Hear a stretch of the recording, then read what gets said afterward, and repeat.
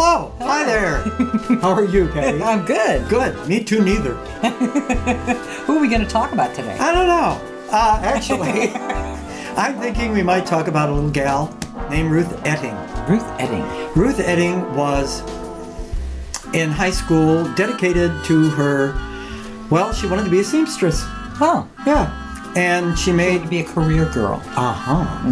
And as a matter of fact, she followed that a bit into a theatrical group where she could do costumes. Oh, yeah. Okay. But she made her own clothes in high school, and she was apparently a fashion ahead of the times, and some people thought they were too daring or something. Come on. But it's the 20s, people, you know. At any rate, she was in this little group in Chicago, I believe, and it was a club run by a gangster, because all the clubs were run by gangsters, and so much is. And at any rate, Ruth is working there, and the tenor couldn't show up. Something happened. Who knows? So they said, Ruth, how about, we hear you singing, you want to give it a try? So she thought, I think actually, I take that back. I think she graduated to the chorus line by this time. Oh. Still making the costumes, but also in the chorus line. So they said, come on, that was it. She couldn't leave. She opened her mouth, they loved it, and that was it. Her career began. I'll be done. It was, these things happen. Discovered. Right? She was discovered in Chicago. And she did her music, and she unfortunately, Doris Day made her life story. With James Cagney. Okay. I can't remember what they called the movie, unfortunately, I'm sorry. But you can find it, look up Doris Day, and you'll see, 10 Cents a Dance, something, I can't remember. That was one of her big songs. At any rate, she didn't marry the guy. She got involved with him, and I think maybe they eventually may have gotten married, but he was not good. He just wasn't a really good person. Yeah, very much so. And she managed to get away from him. As a matter of fact, he was so kind of controlling that he went to the people at Columbia where she was recording, and he said, no other female singers. Come on, we're a record company. Yeah, excuse me. So one of the other better ones had to go to their other label because this... Oh, he was so insistent. So insistent, break your arm, whatever was going on. Oh my. So, and she didn't, that was too much. That was just too much. She couldn't live with that. And he accused her of having an affair with her accompanist and all kinds of crazy stuff. So life was real, people were, but she was out there making recordings. And I think her earliest recordings were just for Columbia with just the piano and Ruth singing. And she was delightful. Now, her voice doesn't come across as well. Female voices didn't always come across as well as men's voices. It was a recording equipment, one of those deals. Yes. And so when you listen to some of her earlier things, they really sound teeny tiny, little bitty like that. Tinny kind of. Yeah, so you got to listen in and give it a little, whatever.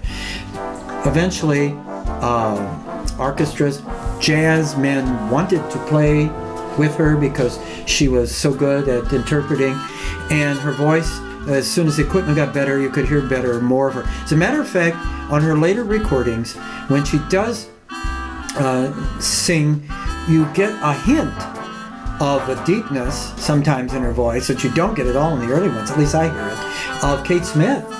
Kate Smith was an alto, Oh, yeah. And you get some of that with Ruth Etting, but they sounded quite alike at a certain era, kind of strange because of the way the recording system was. At any rate, Ruth was a delight. She was one of the big hits for the Columbia Recording Company, and she didn't like anything she did. She never kept one record, not one. I'll be done. When someone went to interview her finally in the 80s, she'd retired to Colorado Springs, I believe. They asked her about it, and she said, oh, please. She said, that was so silly. I didn't like any of those things. So not one record, nothing. She was so self-effacing. She just didn't care about it. And she was in movies. She starred with movies and with Eddie Cantor and all the major stars, and it was amazing that she just kept, I guess, so simple. And she did a wonderful thing. She'd sing the song, and then she'd sometimes they'd double time the tempo. She was great at changing the rhythms to get variety in her music. And she was pretty. She had little pretty blue eyes and, the Marcel blonde hair and all the things. What with Everybody had, flappers. Yeah. So it was kind of neat. And I think that maybe if you go and find some of the things she did from the 30s, one of my favorite tunes, and unfortunately I tried to look it up on YouTube, and it's recorded so badly, but it's called Exactly Like You. It was a classic, and it was done later on by jazz musicians, blah, blah, blah. But she did every popular song she had her version of. Well, let's listen to one. Okay, that would be great. You get an idea. We'll listen to a later one. You get a better sound of her voice, Okay. what she could do. Sounds good. All right. Here we go.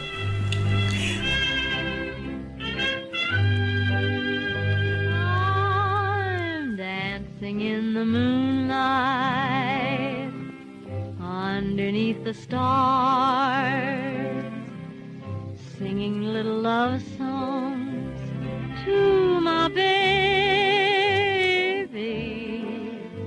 dancing in the moonlight, sighing little sighs, looking for the love light right in my baby's eyes, dancing in a corner, steal a little kiss, get a little closer to my baby, give a boy a June night, give a girl a song, they'll be dancing in the moonlight all night long.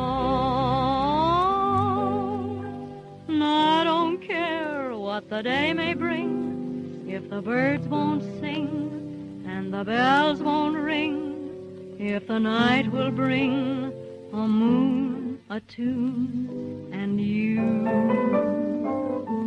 I don't care where the place may be, if there's room for you, and there's room for me, and there's room enough to dance, I'll always take a chance, dancing in the moonlight underneath the stars, singing little love songs to my... Well, that was a great tune. She's delightful. Oh, yeah. Yeah. She did all the pop ones. One of the ones I like about her is called Snuggle Your Head on My Shoulder. On My Shoulder, it's called. On My Shoulder. That sounds sweet. It's one for dancing. Oh, yes. Yeah, it's romance. Lots of romance. Lots of romance, indeed. Could we use a little today, maybe? Yes. Oh, Yeah, I my think goodness. something yeah. we could. Well, I just heard this morning on PBS, they said that because of the show Boardwalk Empire, more and more people are getting interested in music of the 20s and 30s. So get ahead of the curve, people, and keep watching Music Notes with Ron. Absolutely. I'll be here. You be there.